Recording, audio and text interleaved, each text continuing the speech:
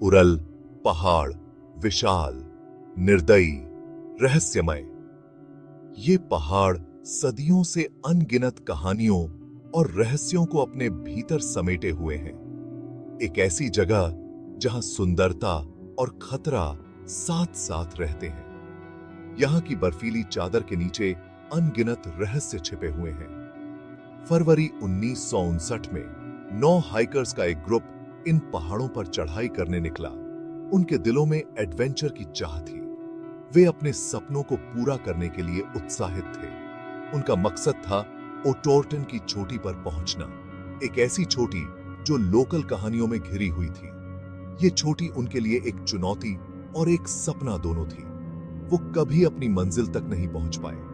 उनकी यात्रा एक रहस्य बनकर रह गई। डायात्लोव पास इंसिडेंट, जिसका नाम ग्रुप के लीडर इगोर डायात्लोव के नाम पर रखा गया, दशकों से दुनिया को हैरान करता आया है। ये घटना आज भी लोगों के दिलों में एक डर और जिज्ञासा पैदा करती है। ये कहानी है एक ट्रैक के गलत हो जाने की, सर्वाइवल के लिए एक डेस्परेट स्ट्रगल की, और उन सवालों की जो आज भी बर्फीली हवा में गूंजते हैं। ये एक ऐसी कहानी है जो समय के साथ और भी रहस्यमय होती गई है। इस घटना ने अनगिनत थियोरीज को जन्म दिया है, कुछ बिलीवेबल तो कुछ बिल्कुल ही अजीबोगरीब। हर थ्योरी अपने आप में एक नई कहानी कहती है। क्या ये एक एवलांच था? क्या बर्फ की चादर ने उन्हें निगल लिया? क्या कोई मिलिट्री एक्सपेरिमेंट गलत हो गया था?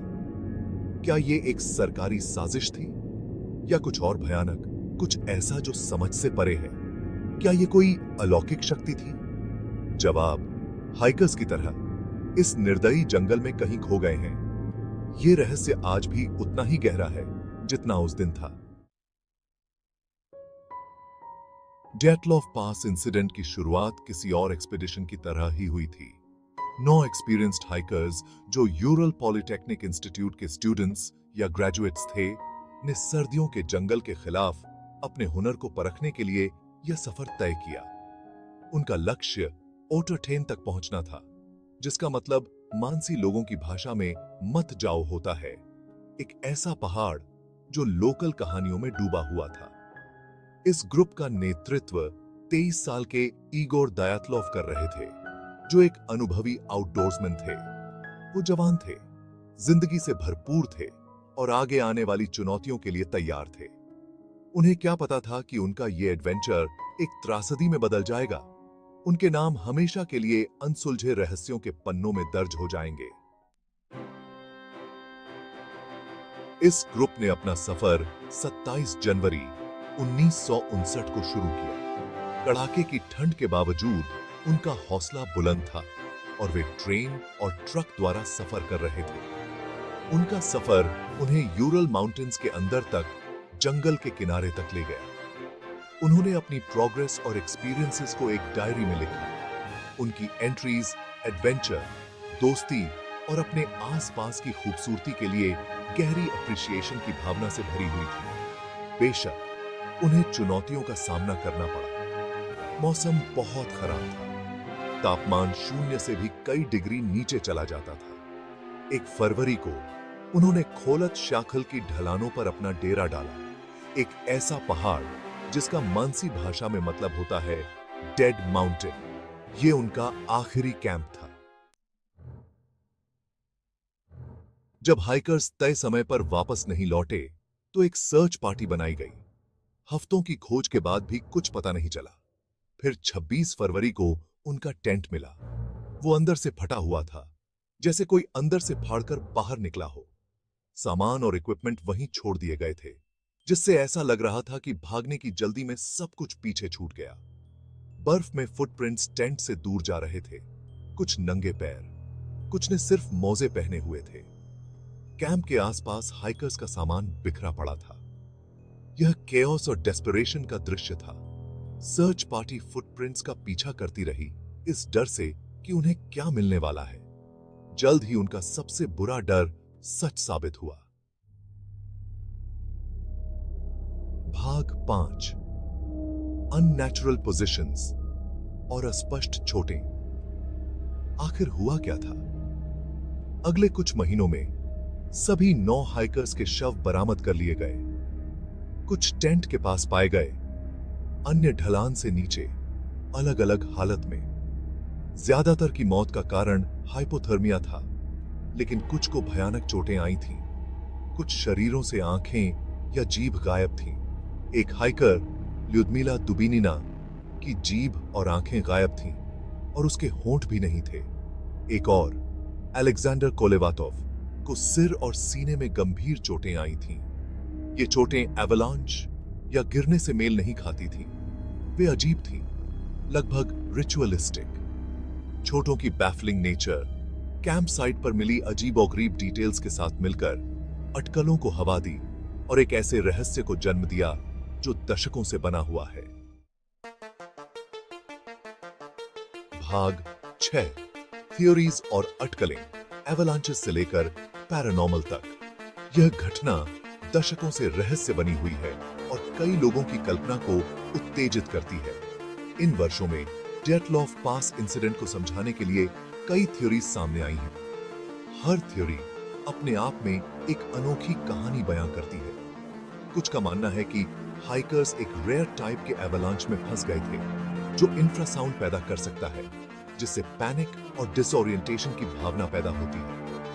यह थ्योरी वैज्ञानिक दृष्टिकोण से काफी मजबूत मानी जाती है। दूसरों का अनुमान है कि वे कैटाबैटिक विंड्स का शिकार हो गए, पावरफुल डाउनस्लोप विंड्स जो एक्सट्रीम हाइपोथर्मिया का कारण बन सकती है। ये विंड्स इतनी तेज होती हैं कि वे किसी को भी अपनी चपेट में ले सकती हैं। कुछ थ्योरीज पैरानॉर्मल की दुनिया में जाती हैं। ये थ्योरीज उन अनएक्सप्लेन्ड फिनोमेना पर आधारित हैं जो अक्सर विल्डरनेस में देखे जाते हैं।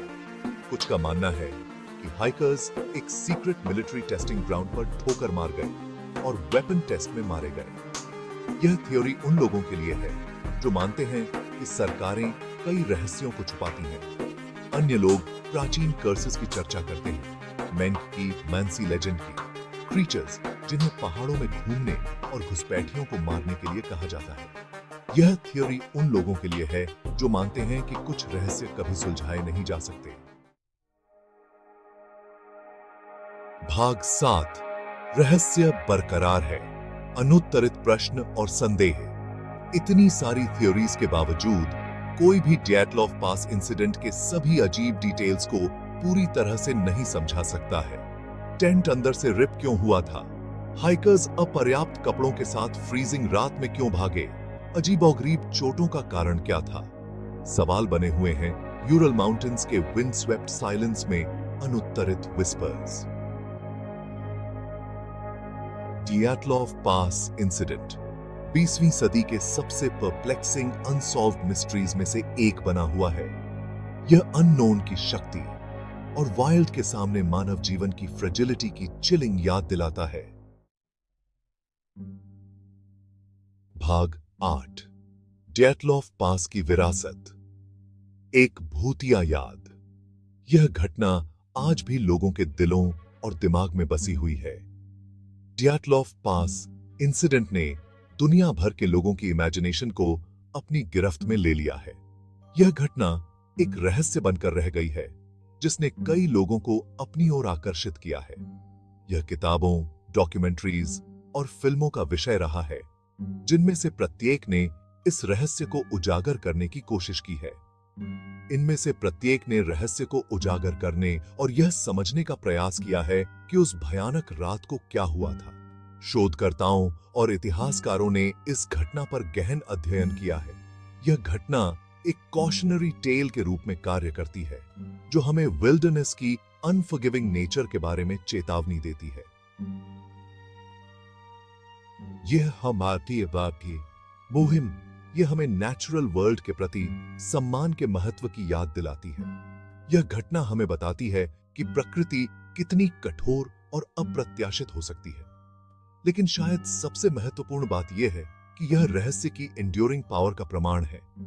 यह घटना हमें यह भी सिखाती है कि रहस्य की शक्ति कितनी स्थायी हो सकती है। डैटलॉफ पास इंसिडेंट हमें याद दिलाता है कि इस दुनिया में अभी भी ऐसी चीजें हैं जिन्हें हम नहीं समझते हैं और शायद कभी नहीं समझ पाएंगे। ऐसी चीजें जो रैशनल एक्सप्लेनेशन को धता बताती हैं। यह घटना हमें यह भी बताती है कि कुछ रहस्य हमेशा के लिए अनसुलझे रह सकते हैं, और यह मिस्ट्री ही है जो हमें फैसिनेट और हॉन्ट करता रहता है। यह घटना हमें हमेशा के लिए सोचने पर मजबूर करती है। यह घटना थी है भाग 9, निष्कर्ष। पहाड़ अपने राज अपने पास रखते हैं। डैटलॉफ पास इंसिडेंट एक अनसुलझी पहेली बनी हुई है, एक चिलिंग याद दिलाती है कि कुछ रहस्यों का खुलासा कभी नहीं होना चाहिए। पहाड़ अपने सीक्रेट्स को अपने पास रखते हैं। उनकी चुप्पी उस त्रासदी का प्रमाण है जो उनकी ढलानों पर सामने आई थी। डायटलॉफ पास एक्सपीडिशन के हाइकर्स समय के साथ जमे हुए हैं। उनकी कहानी अज्ञात की शक्ति की एक हॉन्टिंग याद दिलाती है। हम शायद कभी नहीं जान पाएंगे कि उस रात डेड माउंटेन पर वास्तव में क्या हुआ था, लेकिन उनके भाग्य का मिस्ट्री हमें कैप्टिवेट और इंट्रीग करता रहता है। अननोन की एंड्यूरिंग पावर का प्रमाण।